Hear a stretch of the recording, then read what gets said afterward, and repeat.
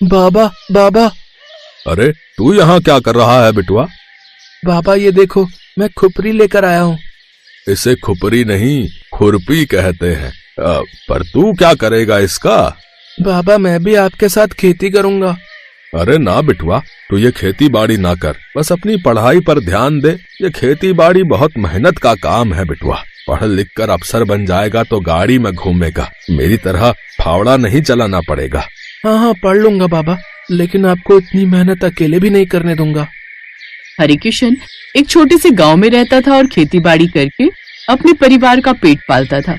हरिकिशन का परिवार बहुत छोटा था, जिसमें उसकी पत्नी सुचित्रा और बस एक बेटा राम थे। फिर उसी शाम आज राम को तुमने भेजा था क्या खेत पर? नहीं, मैंने नहीं भेजा था। वो स्कूल से आया तो आपके बारे में पूछने लगा और बस फिर उसने खुरपी उठाई और चला गया खेत। हाँ सच में बड़ा प्यारा बच्चा मिला है हमें भगवान की कृपा से। बस भोले भंडारी उस पर सदा अपनी कृपा बनाए रखे। हाँ क्यों नहीं, भोलेनाथ हमेशा अच्छे इंसान का साथ देते हैं। फिर दोनों पति पत्नी भगवान शिव का शुक्रिया करते हैं और फिर अगले दिन खेत में। अरे तू फिर आ गया? बाबा देखो मैं आपके लिए क्या लाया हूँ। माँ ने आपके लिए एक अमरूद और एक संतरा भेजा है। अरे वाह, रुक मैं इन्हें धो देता हूँ, फिर दोनों साथ में खाएंगे। नहीं, ये आपके लिए है, मैं तो माँ के साथ खा चुका हूँ। अच्छा, माँ के साथ खा लिया तो क्या बाबा के साथ नहीं खाएगा? आ बैठ, यहीं खाते हैं। अरे वाह बाबा, कितना मीठा संतरा है ना। हाँ, और ये अमरूद तो देख कितना लाल और मीठा है। बाबा कितना मजा आया ना, अगर रोज ऐसे ही संतरे और अमरूद खाने को मिले तो। अरे मिल सकते हैं, पर इसके लिए हमें एक जादू करना पड़ेगा। कैसा जादू बाबा? आपको जादू करना आता है? अरे नहीं, मुझे तो नहीं आता, पर धरती माँ को आता है। तू देख, ये मैंने यहाँ मेड़ पर कर दिया एक गड्ढा और ये मैंने डाल दिया अमरूद का टुकड़ा। चल अब दूसरा गड्ढा करते हैं। इस दूसरे गड्ढे का क्या करोगे बाबा? इस दूसरे गड्ढे में मैं ये डाल रहा हूँ संतरे के बीज। अब देखना, इन बीजों में से पेड़ निकलेंगे और फिर उस पर फल भी लगेंगे। बस फिर रोज खाना अमरूद और संतरा। तो फिर कल हम अपने खेत के संतरे और अमरूद खाएंगे। अरे बिटुआ, कल नहीं, कुछ सालों का इंतजार करना पड़ेगा, पर एक दिन इसमें मीठे फल जरूर आएंगे। लेकिन उसके लिए मुझे रोज इनका ख्याल रखना पड़ेगा, इन्हें खाद पानी देना पड़ेगा। तो फिर कल से मैं भी आपके साथ साथ इन दोनों पेड़ों का ध्यान रखूंगा। छोटे राम की बातें सुनकर हरिकिशन हंस दिया। इसी तरह कई साल बीत गए और अब वो बीज बड़े बड़े पेड़ बन चुके थे, जो मीठे मीठे संतरों और अमरूदों से लदे हुए थे। देखा, मैंने कहा था ना कि धरती माता को जादू आता है। एक बीज से देखो तो कितने सारे फल लग गए इन दोनों पेड़ों पर भाई। हाँ बाबा, अब तो हम रोज मीठे अमरूद और रसीले संतरे खा सकेंगे। बाबा आपने बहुत मेहनत की इन्हें बड़ा करने में। हाँ, ताकि तू और तेरा बेटा भी इन फलों का स्वाद ले सके। हमेशा याद रखना बेटुआ, मेहनत और ईमानदारी का फल हमेशा मीठा होता है। ऐसे ही हंसी खुशी वक्त बीतता जा रहा था, लेकिन बुढ़ापे के साथ ही हरिकिशन और सुचित्रा दोनों को बीमारियों ने घेर लिया। घर की सारी जिम्मेदारी अकेले राम पर आ गई। वो दिन भर खेती करता और अपने माता पिता का ख्याल रखता। फिर एक दिन, इतनी मेहनत मत कर मेरे बच्चे, तू सारा दिन खेती करता है और फिर हमारी देखभाल भी। एक काम कर, तू ब्याह कर ले, बहू आ जाएगी तो वो हमारी सेवा करेगी और तू अपना काम देखना। पर माँ, बेटा तेरी माँ सही कह रही है। इससे पहले कि हम दोनों को कुछ हो जाए, हम तेरा घर बसते हुए देखना चाहते हैं। हरिकिशन और सुचित्रा की जिद पर राम ने सलोनी नाम की लड़की से शादी कर ली। सलोनी भी बहुत अच्छे स्वभाव की लड़की थी। उसने आते ही घर की सारी जिम्मेदारियां संभाल ली। अब राम खेतीबाड़ी का काम देखता और सलोनी अपने सास ससुर की सेवा करती। और फिर एक दिन हरिकिशन की तबीयत बहुत ज्यादा खराब हो गई। मैं क्या करूं सलोनी, बाबा की तबीयत बहुत खराब हो रही है। कहाँ जाऊं इन्हें लेकर? आप बाबा को शहर ले जाओ, वहाँ एक से बढ़कर एक अस्पताल और डॉक्टर है, वो जरूर बाबा को बचा लेंगे। पर मेरे पास इतने पैसे नहीं है सलोनी। आप फिक्र मत करो, ये लो मेरे जेवर, इन्हें धन्नालाल के पास गिरवी रख दो, फिर जब हमारा वक्त अच्छा होगा तो हम इन्हें वापस छुड़ा लेंगे। लेकिन ये तो तुम्हारे माँ बाप ने। ओहो, अभी आप ये सब मत सोचो और जो जरूरी है वही करो। रमेश ने धन्नालाल के पास अपनी पत्नी के जेवर गिरवी रखे और मोटे ब्याज पर उससे कर्ज ले लिया। धन्नालाल बहुत ही बेईमान और लालची सेठ था।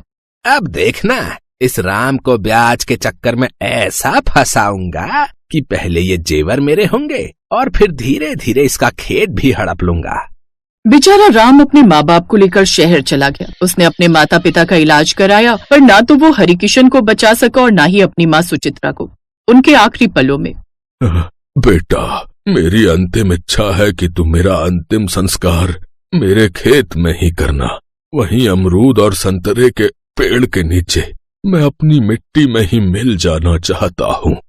इसके बाद हरिकिशन और सुचित्रा ने आंखें बंद कर ली। बेचारे राम ने अपने खेत में ही उन दोनों का अंतिम संस्कार किया। वो बुरी तरह से टूट चुका था, लेकिन सलोनी ने उसे सहारा दिया। और फिर एक दिन, सलोनी, मैं जरा ये 10,000 रुपए धन्नालाल को देकर आ रहा हूँ। ऐसे ही धीरे धीरे उसके पैसे देने पड़ेंगे, वरना वो हम पर ब्याज चढ़ाता रहेगा। राम 10,000 रुपए लेकर धन्नालाल के पास जाता है और फिर, ये क्या, बस 10,000 रुपए? अरे ब्याज के साथ कुल 6 लाख रुपए हो गए हैं अब तक, और तू बस ये 10,000 लेकर आया है क्या? पर मैंने तो आपसे बस 3 लाख रुपए कर्ज लिए थे, तो इतनी जल्दी 6 लाख कैसे हो गए? हाँ, तो ब्याज का तेरा बाप भरेगा है? अब तो इन गहनों से भी बात नहीं बनेगी, उन्हें तो मैं रख ही रहा हूँ और तुझे 20 दिन की मोहलत दे रहा हूँ। कम से कम 30,000 रुपए लेकर आ, वरना तेरा खेत भी मेरा होगा, समझा? बेचारा राम धन्नालाल की चाल में फंस चुका था। उसने सलोनी को सारी बात बताई। सलोनी के भी कुछ समझ में नहीं आ रहा था। फिर 2 दिन बाद जब राम अपने खेत में काम कर रहा था, तभी वहां से धन्नालाल गुजरा। उसने राम के खेत में फलों से लदे अमरूद और संतरे के पेड़ देखे और फिर, हाँ भाई, पैसों का कुछ इंतजाम हुआ? अभी तो नहीं सेठ जी, पर मैं कर लूंगा कैसे भी। अरे पगले, इतनी मेहनत क्यों कर रहा है? तेरे खेत में ये 2 बड़े बड़े पेड़ खड़े हैं, बस इन्हें बेच दे, अच्छी कीमत मिल जाएगी लकड़ी की। नहीं नहीं, ये दोनों पेड़ मेरे बाबा की निशानी है। कुछ भी हो जाए, मैं इन्हें ना तो कभी काटूंगा और ना ही बेचूंगा। तो फिर तू मेरे पैसे चुका, वरना ये खेत जिस दिन मेरा हो गया ना, उस दिन ये पेड़ वैसे भी मेरे हो जाएंगे। धन्नालाल राम को धमकी देकर वहां से चला गया और राम बेचारा उसके जाते ही पेड़ से लिपट कर रोने लगा। फिर वो उसी जगह लेट गया जहां उसके बाबा का अंतिम संस्कार हुआ था। लेटे लेटे उसकी आंख लग गई और फिर, भाई संतरा, भारी विपदा आन पड़ी है बेचारे राम पर। हाँ भाई अमरूद, इसके बाबा ने ही हमें उगाया था। ये हमारा भाई है, हम इसे ऐसे परेशान होते नहीं देख सकते। कुछ तो करना पड़ेगा।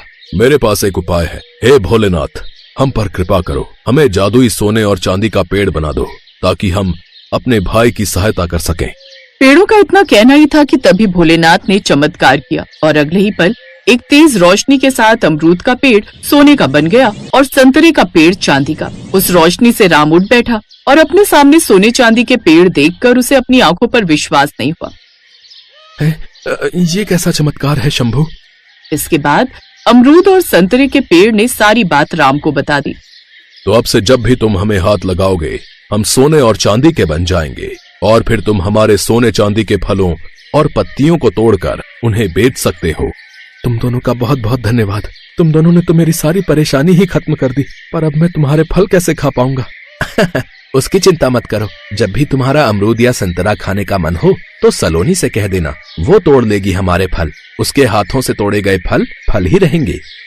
राम ने झट से सोने चांदी की कुछ पत्तियां तोड़ी और उन्हें सुनार को बेच आया और उससे मिले पैसों से उसने सलोनी के सारे जेवर छुड़वा लिए और फिर धीरे धीरे उसने धन्नालाल का भी सारा कर्जा चुका दिया। फिर एक रात, बताओ क्या खाओगे, अमरूद या संतरे? अब मैं तो तोड़ नहीं सकता, तो जो तुम खिला दो वही खा लूंगा। अच्छा तो ये लो। वाह, आज भी वही स्वाद है जैसे बरसों पहले उस दिन बाबा के साथ खाया था। ऐसा लगता है बाबा भी आसपास ही कहीं है। ये कहकर राम अमरूद और संतरे के पेड़ से लिपट गया। उसका स्पर्श होते ही दोनों पेड़ रात को अंधेरे में जगमगाने लगे। राम की आंखों में खुशी थी और दोनों पेड़ों में संतोष। भानु की पत्नी उमा के पेट में कोई भी राज की बात नहीं टिकती थी। इसी बात को लेकर भानु परेशान रहता था। घर तो मैं जा रहा हूँ, पर उमा से ये बात कैसे छुपाऊंगा? अरे तुम आ गए, ये तुम्हारे हाथ में क्या है, दिखाओ जरा। सोने का हार, ये तुम्हें कहाँ से मिला? अरे इसने मेरे हाथ में हार देख ही लिया, अब तो इसे सच बताना ही पड़ेगा। वो भाग्यवान आज जंगल से लकड़ियां काटते समय जब मैं वापस आ रहा था तो रास्ते में मुझे ये हार सड़क पर मिला, अब इसे संभाल कर रख लो और ये बात किसी को मत बताना। अरे तुम कैसी बातें करते हो, मैं कोई बच्ची थोड़ी हूं जो ये बात मैं किसी और को बताऊंगी। पर उमा कहाँ मानने वाली थी। उसे तो हर बात जब तक उगल न दे तब तक चैन कहाँ। उमा ये बात पड़ोस की शांता को बता देती है। क्या तुम सच कह रही हो? तुम्हारे पति को जंगल के रास्ते में सड़क पर सोने का हार पड़ा हुआ मिला? तुम्हें क्या लगता है मैं क्या कभी कोई बात झूठ बोलती हूँ? ये देखो कितना सुंदर सोने का हार है। हाँ ये हार तो बहुत ही सुंदर है। अब अच्छा मुझे ना थोड़ा काम है, मैं चलती हूँ। शांता का पति हरिया मुखिया जी का खास था। यूं कह लो गांव के हर घर की खबर हरिया मुखिया जी को बताता था और मुखिया के सामने उसने अपना रुतबा बना रखा था। शांता अपने पति हरिया को उमा की बात बताती है और हरिया सीधे मुखिया के कानों तक वो बात पहुंचा देता है। मुखिया जी, ये तो सरासर अन्याय है। भानु को सोने का हार मिला, पर वो आपको इसलिए बताने नहीं आया कि कहीं आप उस हार को उससे छीन न लें, पर कायदे से गांव के पास वाले जंगल की सड़क आपके हिस्से में आती है, इसलिए वो सोने का हार आपका है। तू ठीक कह रहा है हरिया, जरा मेरे साथ भानु के घर तो चल। हरिया मुखिया के कान अच्छे से भर चुका था। मुखिया हरिया के साथ भानु के घर पहुंचता है। क्यों रे भानु, मैंने सुना कल तुझे जंगल से आते हुए रास्ते में सोने का हार पड़ा मिला था। तूने ये बात मुझसे क्यों छुपाई रे? वो मुखिया जी, वो मैं कर दिया ना सत्यानाश। ये बात जरूर उमा ने शांता को बताई होगी। क्या बुड़बुड़ कर रहा है? हरिया वो सोने का हार लेकर आ। अरे अरे ये सोने का हार मेरा है, कहाँ ले जा रहे हो? ये हार मुखिया जी का है, समझे? आज के बाद तुम दोनों ने जरा सी भी चालाकी दिखाई तो मुझसे बुरा कोई नहीं होगा। चल हरिया। मैंने कहा था ना तुमसे, ये बात किसी को मत बताना, पर तुम्हारे पेट में कोई बात रुकती कहाँ है। गलती हो गई, अब ये गलती दोबारा नहीं करूंगी। मेरा सोने का हार मुखिया जी ले गए। पर उमा कहाँ सुधरने वाली थी। ऐसे ही एक दिन जब भानु जंगल में दोबारा लकड़ियां काटने गया। अरे लगता है बारिश आने वाली है, जल्दी से किसी पेड़ पर चढ़ जाता हूँ। आज तो मुझे खाली हाथ ही लौटना पड़ेगा। अरे ये पेड़ के ऊपर पोटली कैसी? ये तो सोने के सिक्कों से भरी हुई है। कहीं ऐसा तो नहीं कि किसी चोर ने इस जंगल में पोटली छुपा कर रख दी हो और बाद में इसे ले जा नहीं सका। पर अब तो ये पोटली मेरी है, मैं इस पोटली को अपने साथ ले जाता हूँ। अरे नहीं नहीं, अगर इस पोटली को घर ले गया तो उमा ये खबर पूरे गांव में फैला देगी। मेरे पास एक तरकीब है। भानु घर जाता है और उमा से कहता है, उमा तुम्हें पता है, आज मैंने जंगल में एक चमत्कार देखा। एक पेड़ गोभी के पराठे उगल रहा था। अच्छा मजाक कर लेते हो तुम भी। तुम्हें यकीन नहीं तो चलो मेरे साथ, मैं तुम्हें दिखाता हूँ। पर इतनी रात को जाएंगे? तो और क्या, अभी चलते। कहीं सुबह तक पेड़ से गोभी के पराठे गायब हो गए तो। हाँ हाँ चलो। वैसे हमने सुबह ही गोभी के पराठे खाए थे, पर अब पेड़ से उगले खा लेंगे। रात की रोटी की छुट्टी। सही कहा भाग्यवान। बस वो पेड़ सामने ही है, वो देखो सामने पेड़ गोभी के पराठों से भरा हुआ है। सचमुच तुम बिल्कुल सही कह रहे थे। ये पेड़ तो गोभी के पराठे उगल रहा है। ये सचमुच जादू है। उमा ये तो कोई चमत्कारी पेड़ है। ये देखो, इस पेड़ के ऊपर सोने के सिक्कों से भरी एक पोटली भी रखी है। हाँ सच्ची, ये तो कोई जादुई पेड़ है। उमा अब हम अमीर हो गए। तुम सुंदर सुंदर गहने पहनना, अब हमारे पास भी खूब पैसा होगा। पर तुम ये बात किसी से मत कहना। लेकिन उमा तो फिर अपनी आदत से मजबूर थी। उसने फिर से ये बात शांता को बता दी।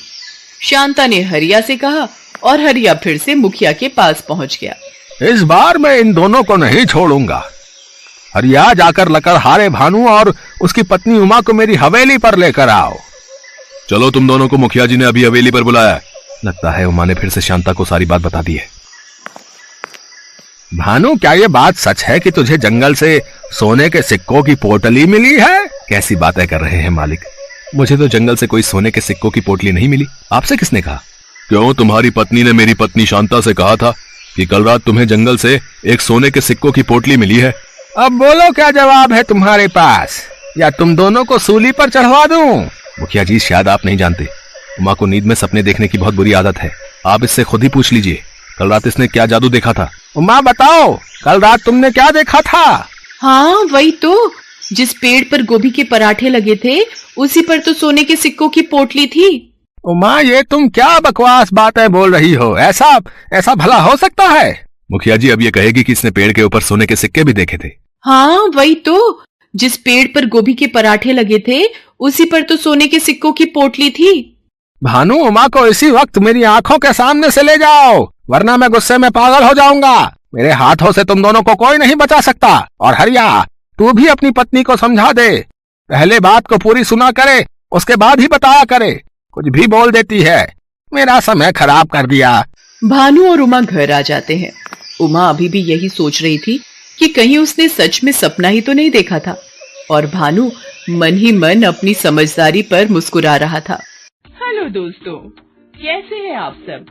हमारी कहानियाँ देखने के लिए हमारे चैनल को सब्सक्राइब कीजिए और हाँ, बेल आइकॉन पर क्लिक करना मत भूलिएगा।